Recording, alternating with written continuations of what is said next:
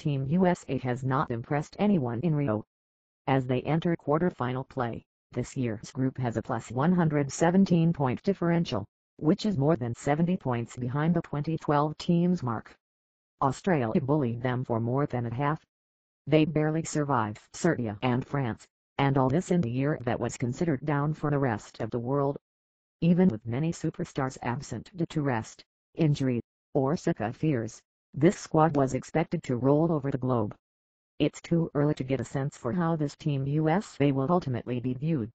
The loss to Argentina Wednesday in knockout play, for example, would likely be considered worse than the 2004 semifinal loss to Argentina or even the losses to Puerto Rico and Lithuania in group play that year, given the perceived weakness of this year's competition. Could Team USA really change the way it's currently being viewed if they, say, light up every opponent in the knockout and medal rounds with dominant blowouts? Would that be enough? We'll see. As of right now, here's a look at where Team USA probably ranks among the 7 U.S. Olympic men's basketball squads since the introduction of pro players in 1992. Again, the story isn't finished. After the mid-A round we'll have a clearer picture. But right now, they haven't looked good. Though they're not the worst, either. Yet. 7.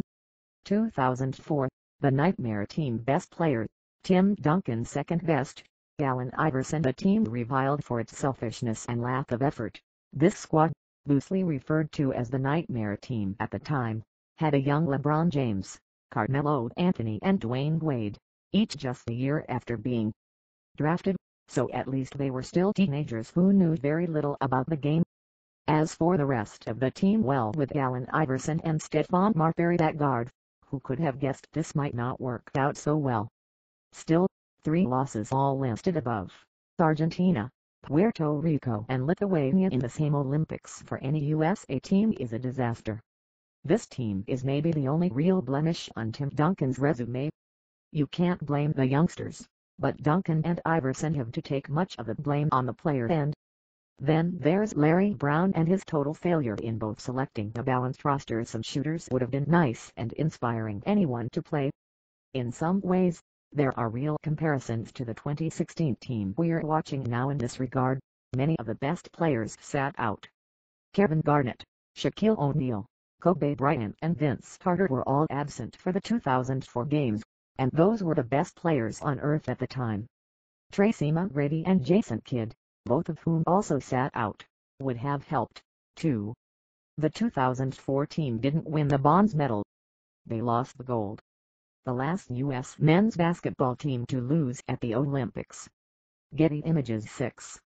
2016, the M team best player, Kevin Durant second best, Carmelo Anthony. They've been the most active team from a social media standpoint, not always for good reasons. Draymond and through group play. Team USA is undefeated and there are ways to excuse how close some of the games have been. Australia is a tough team that caught them unaware. Serbia wouldn't have hung in as long as they did if it weren't for Nikola Jokic's incredible performance, and France wound up only trailing by 3, but there was little fear they would actually win that game.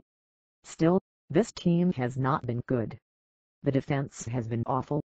The ball movement sporadic at best. Ultimately, this team does seem vulnerable, and the prospect of losing in a down international year is very real. Most disturbing has been the lack of an individual takeover from any one player. Kevin Durant has not established himself as the far and away best player on this team as you would expect. Carmelo Anthony in many ways is playing the 2012 Kobe Bryant role, only without the defense. The team is also low on role players. There is no pure shooter like the Michael Redd here, though Klay Thompson did bust out against France, nor a dynamic defensive big man who can manage the perimeter. DeAndre Jordan is controlling the paint, but there's only so much he can do on the edge, where much of the international game is played, at his size. If they lose, they could wind up at the bottom of this list, especially if they fail to medal. Assuming they do win gold, they'll still be behind even the 2000 team, just based on expectations relative to performance. The best this year's team can hope for now is to simply go out quietly with nothing really to remember, good or bad. The good news is that won't make the gold shine any less. This year's Olympic team is actually in danger of losing. Getty Images 5. 2000. The slide begins. Best player, Kevin Garnett. Second best, Vince Carter. There were signs in 2000 that a slide had begun, or that the world had started to catch up. This team won by just 21.6 points per game, survived to close calls to Lithuania, and beat France by 10 in the gold medal game. Kidd helped lead this team at point guard, while Allan Houston, Sharif Abdul-Rahim and Alonzo Mourning were among the role players. This was the last team for the U.S. before the world really caught up in the sport. Who could forget Vince Carter's dunk over the 7-footer in 2000? Getty Images 4. 2012. Kobe's last hurrah. Best player, LeBron James. Second best, Kevin Durant. It's popular to mention that this team had to scrape and claw to survive Lithuania by 5, but they also clocked France in its prime by 27, Argentina by 29, and it never felt like they would actually lose the gold medal game against Spain despite just a 7-point victory. They beat their opponents by an average of over 32 points per game. 2008 felt like Kobe Bryant's team. This one felt like LeBron's, and in some ways it was superior. Better balance in terms of role players, as Tyson Chandler was a rim protector who wasn't looking for his own offense, and Kevin Love as a rebounder and shooter. 3. 2008. Redeem Team. Best player, LeBron James / Kobe Bryant. Second best, Dwayne Wade. From the beginning, this team felt special. The first team under Coach K, the team hell-bent on righting the wrongs of 2004. Kobe Bryant in his prime, stepping into a real leadership role, as LeBron James surfaced as the best player on the planet. This was the team that eventually led to James leaving Cleveland to join the Heat with Chris Bosh and Dwayne Wade, winning 2 championships.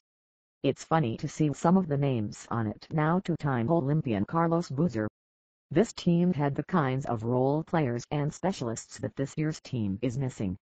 True point guards like Chris Paul and Jason Kidd, rim protection with Dwight Howard, and this team gave light to the term Olympic Melo with Anthony as the perfect stretch 4.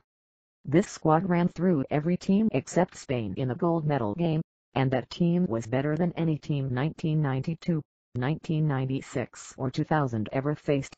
They beat Argentina's Golden Generation team by 30 points in the semis. Back on track. Getty Images 2. 1996. Dream Team. Best player, David Robinson. Second best, Scottie Pippen / and Fernie Hardaway. 5 members of the Dream Team, 10 Hall of Famers and a well-balanced squad which beat opponents by an average of 31.8 points per game. As with the Dream Team, it's important to remember how nascent the game was internationally, and Lithuania was the only team to put up more than 80 on that team. With Grant Hill, Hardaway, and Payton in their primes, along with Barkley, Shaq, and the greatest shooter before Stephen Curry showed up, Reggie Miller, this squad had unbelievable talent at every spot. 2008's team might have the better top 2-3 players from each, but the overall strength and performance of the team goes to 96. 1. 1992, Dream Team. Best player, Michael Jordan. Second best, Charles Barkley. Come on, you knew this was coming.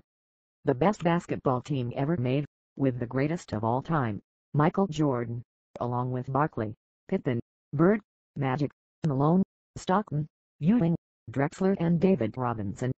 Every player except Christian Laettner is in the Hall of Fame. They outscored their opponents by an average of 44 points.